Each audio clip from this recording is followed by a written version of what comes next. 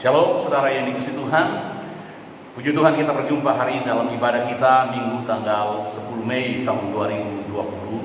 Sekalipun kita masih dalam suasana ibadah di rumah masing-masing oleh karena pandemi COVID-19 atau COVID-19. Tapi saya percaya bahwa Bapak Ibu Saudara sekalian di rumah masing-masing beribadah dengan penuh sukacita karena Tuhan hadir di tengah-tengah Bapak Ibu. Hari ini kita akan belajar firman Tuhan dari surat Rasul Paulus kepada Timotius. Bagaimana dia menghadapi masa-masa yang sukar, keadaan di akhir zaman. Di masa-masa yang sukar, dia tetap berdiri tegak. Dan untuk itu kita akan berdoa sebelum kita akan membaca dan merenungkan firman Tuhan. Mari kita berdoa. Bapa di surga, kami bersyukur untuk pagi ini kami boleh bersama-sama beribadah, memuji dan memuliakan nama Tuhan di rumah masing-masing. Dan saatnya kami akan mendengarkan firman-Mu. Tuhan, buka hati dan pikiran kami. Tuhan, jamah pendengaran dan konsentrasi kami, supaya semuanya diarahkan kepada firman-Mu, dan firman-Mu memberkati kami pada pagi hari ini. Terima kasih Tuhan, pakai hamba-Mu untuk dapat menyampaikan firman-Mu dengan benar dan dengan jelas. Di dalam nama Tuhan Yesus kami sudah berdoa. Amin. Saudara yang dikasihi Tuhan, surat Rasul Paulus kepada Timotius yang kedua, atau 2 Timotius pasal 3, kita akan membaca ayat pertama sampai ayatnya yang ke-9. Mari Bapak Ibu di rumah bisa mengambil Alkitabnya atau bisa membuka smartphone-nya yang ada aplikasi Alkitab, dan mari perhatikan, simak di Alkitab Bapak Ibu saudara-saudara sekalian di dalam 2 Timotius pasal 3 ayat 1 sampai ayatnya yang ke-9. Saya akan bacakan secara cepat dan baik kita menyimaknya bersama-sama. 2 Timotius pasal 3 ayat 1 sampai 9, judulnya keadaan manusia pada akhir zaman. Ketahuilah bahwa pada hari-hari terakhir akan datang masa yang sukar. Manusia akan mencintai dirinya sendiri dan menjadi hamba uang. Mereka akan membual dan menyombongkan diri. Mereka akan menjadi pemfitnah. Mereka akan berontak terhadap orang tua dan tidak tahu berterima kasih. Tidak mempedulikan agama. Tidak tahu mengasihi. Tidak mau berdamai. Suka menjelekkan orang. Tidak dapat mengekang diri. Garang. Kemudian tidak suka yang baik. Suka mengkhianat. Tidak berpikir panjang, berlagak tahu, lebih menurut hawa nafsu daripada menuruti Allah. Secara lahiriah mereka menjalankan ibadah mereka, tetapi pada hakikatnya mereka memungkiri kekuatannya. Jauhilah mereka itu, sebab di antara mereka terdapat orang-orang yang menyelundup ke rumah orang lain dan menyeret perempuan-perempuan lemah yang syarat dengan dosa dan dikuasai oleh berbagai nafsu, yang walaupun selalu ingin diajar namun tidak pernah dapat mengenal kebenaran. Sama seperti Yanes dan Yambres menentang Musa, demikian juga mereka menentang kebenaran. Akal mereka bobrok dan iman mereka tidak tahan uji. Tetapi sudah pasti mereka tidak akan lebih maju, karena seperti dalam hal Yanes dan Yambres, kebodohan mereka pun akan nyata bagi semua orang.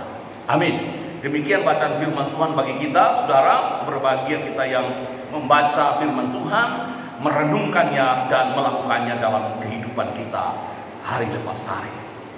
Saudara yang dikasihi Tuhan, Alkitab sudah memberitahu kepada kita, sekali lagi Alkitab sudah memberitahu kepada kita bahwa akan datang masa yang sukar. Di dalam Alkitab kita sudah dikatakan, ketahuilah bahwa pada hari-hari terakhir akan datang masa yang sukar. Ada masa yang sukar yang akan terjadi. Dan itu sudah disampaikan oleh firman Tuhan sudah ribuan tahun yang lalu, bahwa akan datang masa yang sukar. Itu sebabnya kalau masa-masa sukar ini sedang terjadi, ini bukan sesuatu yang perlu dicemaskan, perlu dikhawatirkan, karena Alkitab sudah memberitahu, ketahuilah bahwa akan datang masa yang sukar. Nah saudara yang dikasihi Tuhan, nah sekarang di masa-masa yang sukar seperti sekarang ini, Alkitab sudah memberitahu kita dan kita tahu bahwa itu berarti Tuhan sudah tahu bahwa akan terjadi masa yang sukar dalam hidup kita. Itu sebabnya kita tidak perlu cemas karena kita sudah diberitahu bahwa akan datang masa yang sukar. Kalau kita sudah tahu sesuatu akan terjadi, maka kita sudah boleh mempersiapkan diri kita dan kita bisa mengatasinya. Alkitab berkata bahwa akan datang masa yang sukar dan inilah masanya yang sukar. Nah, saudara yang dikasih Tuhan, sekarang bagaimana di masa yang sukar ini kita bisa tegar di tengah masa yang sukar? Tegar di tengah masa yang sukar adalah judul khotbah saya pada hari ini. Saudara dan saya bagaimana bisa berdiri tegak, bisa tegap, bisa kuat walaupun masa yang sukar. Nah, ada dua hal yang ingin saya sampaikan kepada kita dari firman Tuhan ini. Bagaimana kita bisa tegar di masa yang sukar. Tegar di masa yang sukar. Ada dua hal yang Rasul Paulus sampaikan kepada Timotius di dalam firman Tuhan yang kita baca dari 2 Timotius 3 ayat 1-9. Keadaan manusia pada akhir zaman di mana akan datang masa yang sukar. Dan Paulus mengatakan kepada Timotius bagaimana dia bisa menghadapi masa yang sukar itu. Dan saudara dan saya juga bagaimana bisa menghadapi masa yang sukar ini. Di tengah-tengah pandemi COVID-19 bagaimana kita bisa menghadapinya.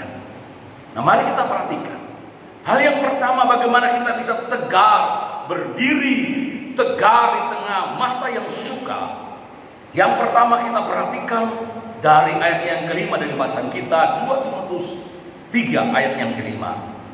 Alkitab berkata begini, secara lahiriah, ini manusia pada akhir zaman, secara lahiriah mereka menjalankan ibadah mereka, tetapi pada hakikatnya mereka memungkiri kekuatannya. Jauhilah mereka itu.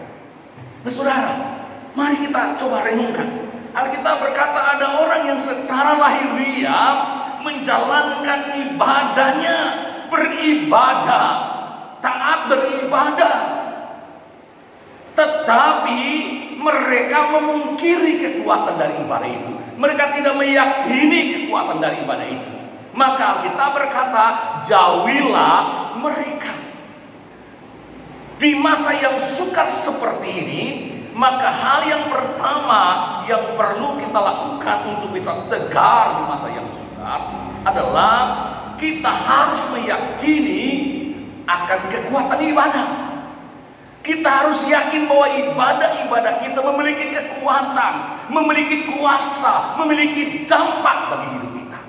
Karena keadaan manusia pada akhir zaman dikatakan mereka beribadah secara lahiriah tapi tidak meyakini kekuatannya. Mereka memungkiri kekuatan ibadah itu. Dan ini yang membuat firman Allah berkata orang-orang seperti ini walaupun kelihatan beribadah, mereka rajin beribadah, tetapi mereka tidak mengalami kekuatan ibadah itu karena tidak meyakini. Jauhilah mereka. Jadi hal yang pertama saudara, kalau kita mau tegar di masa yang sukar, maka kita harus meyakini bahwa ibadah kita itu ibadah yang memiliki kekuatan, memiliki kuasa bagi hidup kita. Hari-hari ini kita beribadah walaupun di rumah dan secara online kita mengikuti ibadah. Kita percaya bahwa ibadah kita memiliki kekuatan, ibadah kita memiliki dampak. Jadi kita tidak merasa kok ibadah hanya di rumah, apa kuasanya, apa dampaknya. Nanti seperti orang-orang pada akhir zaman, kita harus meyakini bahwa ibadah kita, ibadah yang kita lakukan dengan sungguh-sungguh. Perhatikan, ibadah yang dilakukan dengan sungguh-sungguh, bukan karena terpaksa, bukan karena rutinitas, tapi sungguh-sungguh beribadah kepada Tuhan, merendahkan diri, meninggikan Tuhan, beribadah kepada Tuhan. Maka kita berkata, ibadah itu memiliki kekuatan. Ibadah kita memiliki dampak dalam hidup kita. Dan kita harus yakini bahwa ibadah kita bermanfaat bagi hidup kita. Di tengah-tengah masa yang sukar seperti ini, ibadah bermanfaat bagi kehidupan kita. Ibadah berdampak bagi hidup kita.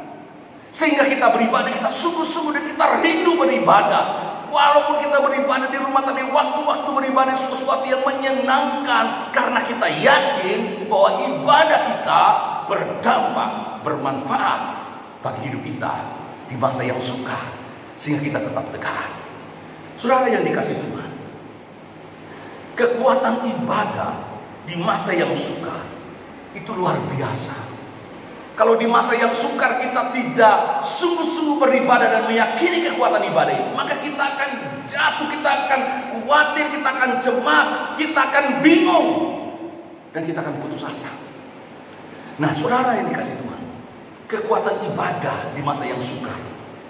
Kenapa? Ibadah itu akan membawa kita semakin intim dengan Tuhan, membawa kita semakin dekat dengan Tuhan, semakin melekat dengan Tuhan. Dan kalau ibadah membawa kita mengalami keintiman dengan Tuhan, kita menyatu dengan Tuhan, maka kita akan mendapatkan kekuatan yang datangnya dari Tuhan dalam menghadapi masa-masa yang sukar. Ibadah adalah sesuatu yang membuat kita semakin hari semakin merasa intim, mencintai Tuhan, semakin dekat dengan Tuhan. Itulah ibadah, bukan sekedar ibadah dan tidak merasakan apa-apa. Mari kita merasakan bahwa ketika kita beribadah, kita merasakan hadirat Allah, kita merasakan keintiman dengan Tuhan, sehingga kita mendapatkan kekuatannya. Karena kita menempel, kita intim dengan sumber kekuatan itu, yaitu adalah Allah sendiri. Ingat Yohanes 15 tentang pokok anggur yang benar. Yesus mengajarkan tentang pokok anggur yang benar. Kalau ada carang yang tidak berbuah akan dipotong dan dibuang. Kalau sudah tidak menempel lagi pada pokok anggur, dia akan mati, dia akan dibakar, tidak ada lagi manfaatnya karena sudah tidak lagi menempel pada pokok anggur. Tapi kalau kita menempel pada Allah, kita intim dengan Allah, maka kita akan selalu menghasilkan buah. Kita akan memiliki dampak yang luar biasa walaupun masa yang sukar. Tapi kita punya kekuatan karena kita intim dengan Tuhan, kita menyatu dengan Tuhan. Jadi ibadah membuat kita tegar di masa yang sukar, karena ibadah membuat kita intim dengan Tuhan. Yang kedua, ibadah membuat kita semakin tegar oleh karena membawa kita fokus kepada Tuhan. Ingat tadi orang-orang pada akhir zaman, mereka secara lahiriah beribadah, tetapi mereka tidak meyakini kekuatannya, mereka memungkiri kekuatannya. Jauhilah mereka karena ibadah mereka tidak fokus sama Tuhan. Hanya lahiriah kelihatannya mereka beribadah, tapi fokus mereka tidak kepada Tuhan. Maka ketika kita beribadah, kita sedang membawa perhatian kita, hidup kita kepada Tuhan, fokus kita kepada Tuhan, bukan kepada situasi yang sulit, bukan kepada keadaan yang sulit. Ibadah akan membuat kita menjadi kuat, menjadi tegar di masa yang sukar, karena ibadah membuat kita tidak lagi memandang persoalan, memandang keadaan yang sulit, tetapi memandang Allah yang besar, Allah yang dahsyat dan ajaib dalam hidup kita. Dan ibadah itu akan membuat kita semakin melihat Allah yang hebat, yang besar, yang dahsyat dalam hidup kita. Kita fokus kepada Tuhan. Saudara ingat, ketika kita fokus sama Tuhan, kita akan melihat hal-hal yang mustahil terjadi. Ingat cerita Petrus ketika Tuhan Yesus berjalan di atas air. Awalnya murid-murid berpikir dia hantu, dan mereka berkata, itu hantu. Tapi Yesus berkata, ini aku. Lalu untuk membuktikan bahwa dia Tuhan, dia berkata, Petrus, kemarilah. Pada waktu Petrus melihat Yesus memanggil dia, dia tidak pikir bahwa itu laut atau itu danau, itu air yang dia tidak bisa berjalan di atasnya. Yang dia lihat Yesus, dia fokus kepada Yesus yang memanggil dia. Dan dia turun dari perahu, dan dia berjalan di atas air, dia berjalan di atas kemustahilan, karena dia fokus kepada Yesus yang memanggil dia. Tapi Alkitab berkata ketika dia mulai merasa ada tiupan angin, dia mulai melirik sebelah kiri, sebelah kanan, dia tidak fokus lagi kepada Tuhan, kepada Yesus yang memanggil dia, maka dia tenggelam dan dia berkata, Tuhan tolong aku. Fokus kita kalau kita tidak kepada Tuhan, tapi fokus kepada persoalan, kepada masalah, kita akan tenggelam dalam kesulitan. tenggelam dalam masalah hidup kita. Itu sebabnya fokus kita harus kepada Tuhan. Ibadah membawa fokus kita fokus kepada Tuhan. Di masa pandemi ini, Tuhan sedang mengajarkan banyak hal kepada kita. Orang-orang harus datang mencari Tuhan, karena dengan kemampuannya, dengan kekuatannya, dengan segala kehebatannya, mereka tidak mampu. Maka mereka berlutut dan berdoa minta pertolongan Tuhan. Dan ketika fokus kepada Tuhan, bukan lagi fokus kepada persoalan, kita akan mendapatkan kekuatan. Mengapa ibadah itu punya kekuatan? Karena ibadah membawa kita semakin intim dengan Tuhan. Pokok anggur itu, kita semakin menyatu dengan Dia sumber kekuatan. Dan juga ibadah membuat kita semakin fokus kepada Tuhan, sehingga kita bisa memiliki kekuatan, kita bisa tegar di masa yang sukar. Saudara, jadi hal yang pertama, bagaimana kita bisa tegar di masa yang sukar? Kita harus meyakini bahwa ibadah kita memiliki kekuatan. Ibadah kita memiliki kuasa, bukan sekedar rutinitas, tapi ibadah-ibadah yang kita lakukan di rumah kita ada kuasanya. Karena kita semakin intim dengan Tuhan, kita semakin fokus kepada Tuhan. Dan hal yang kedua, bagaimana kita tegar di masa yang sulit.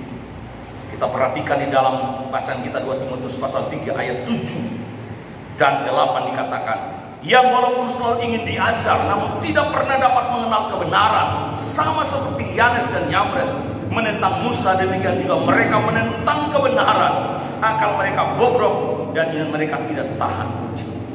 Saudara, bagaimana kita tegar di masa yang sukar? Jangan kita seperti Yanes dan Yambres yang belajar tetapi tidak mengenal kebenaran. Kita harus di masa yang sukar ini suka belajar kebenaran, mengenal kebenaran.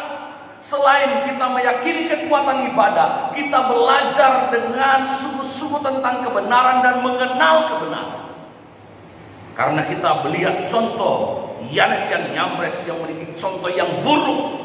Mereka hanya belajar, tapi tidak mengenal kebenaran. Mereka tidak suka kebenaran. Mereka menentang kebenaran. Akal mereka bobrok. Dan akhirnya iman mereka tidak tahan uji. Kalau kita tidak suka kebenaran, kita akan seperti Yanes dan Yambres, yang kita akan tidak tahan uji. Kita tidak bisa tegar karena kita tidak punya kebenaran. Firman Allah itu dikatakan adalah kuasa Allah. Roma dikatakan Injil adalah kekuatan Allah. Firman itu kekuatan Allah, the power of God. Dan kalau kita suka akan kebenaran, suka mengenal kebenaran, maka kita akan tegar di masa yang sukar. Di akhir zaman, keadaan manusia pada akhir zaman, Paulus berkata kepada Timotius, orang-orang harus suka mengenal kebenaran, harus belajar kebenaran, karena di luar sana ada banyak hal yang sudah menipu, yang sudah tidak lagi kebenaran, dan membuat orang lupa kepada kebenaran.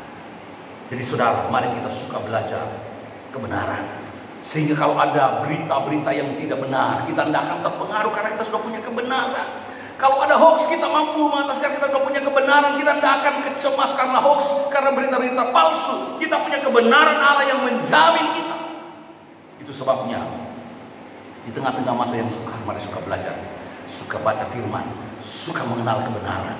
Sama seperti Mazmur pasal 1 ayat 1-3 dikatakan, berbahagialah orang yang tidak berjalan menurut nasihat orang fasik, yang tidak berdiri di jalan orang berdosa, dan yang tidak duduk dalam kumpulan pencongkok, tetapi yang kesukaannya ialah Taurat Tuhan, dan merenungkan Taurat itu siang dan malam.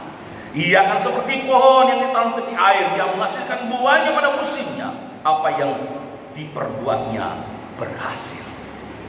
Kita suka akan kebenaran, maka kita akan tegar, bahkan kita akan diberkati oleh Tuhan. Mari di tengah-tengah masa yang sukar ini, waktunya buat kita untuk banyak belajar. Kita banyak suka membaca firman Tuhan, kita belajar kebenaran, mengerti apa kehendak Tuhan dalam hidup kita. Dan kita akan tahu bahwa ketika kita punya kebenaran firman Tuhan dalam hidup kita, kita berkata, kalau firman-Ku tinggal dalam kamu, dan kamu tinggal dalam firman-Ku, Yohanes pasal 15 ayat yang ke-7, maka apa saja yang kamu minta akan diberikannya kepadamu. Kalau engkau tinggal dalam firman, dan firman-Ku tinggal dalam engkau. Jadi saudara yang dikasih Tuhan, mari di tengah masa yang sukar, kita belajar sukakan kebenaran. Jangan seperti Yanes dan Yambres yang menentang kebenaran, yang tidak suka akan kebenaran. Akibatnya mereka hancur, mereka dibawa dalam ujian yang membuat mereka jatuh karena mereka menentang kebenaran. Jadi saudara yang dikasih Tuhan, kesimpulan firman Tuhan buat kita pada pagi hari ini, mari kita tetap tegar di masa yang sukar, karena kita melakukan ibadah kita dengan sungguh-sungguh kepada Tuhan. Kita beribadah dengan sungguh-sungguh kepada Tuhan dan meyakini bahwa ibadah itu punya kekuatan dalam hidup kita, karena membawa kita semakin intim dengan Tuhan dan membuat kita semakin fokus kepada Tuhan. Dan di masa yang sukar ini kita semakin suka akan kebenaran, sehingga kita akan semakin kuat berdiri tegar di tengah-tengah masa yang sukar, karena kebenaran Allah yang selalu menolong kita melewati masa-masa yang sukar. Ayat firman Tuhan terakhir buat kita di pagi hari ini, Ibrani 13 ayat yang kelima. Ingat, firman Allah berkata bahwa aku sekali-kali tidak akan membiarkan engkau, dan aku sekali-kali tidak akan meninggalkan engkau. Di awal dikatakan, cukupkanlah dirimu dengan apa yang ada, jangan menjadi hamba uang. Karena aku sekali-kali tidak akan membiarkan engkau dan meninggalkan engkau. Tuhan tidak pernah membiarkan dan meninggalkan kita. Itu sebabnya percayalah bahwa Ia pasti akan menolong kita. Tuhan memberkati saudara dengan firman Tuhan pagi hari ini. Amin. Bapa di surga, kami bersyukur untuk firman. Kami sudah mendengar firman-Mu, biarlah firman-Mu menolong kami untuk tetap tegar di masa yang sukar, karena kami semakin meyakini kekuatan ibadah kami, dan kami semakin hari semakin suka akan kebenaran. Berkati umat-Mu dengan firman Tuhan pagi hari ini, Tuhan. Dalam nama Tuhan Yesus kami bersyukur atas firman-Mu. Haleluya, haleluya. Amin. Shalom dan Tuhan memberkati.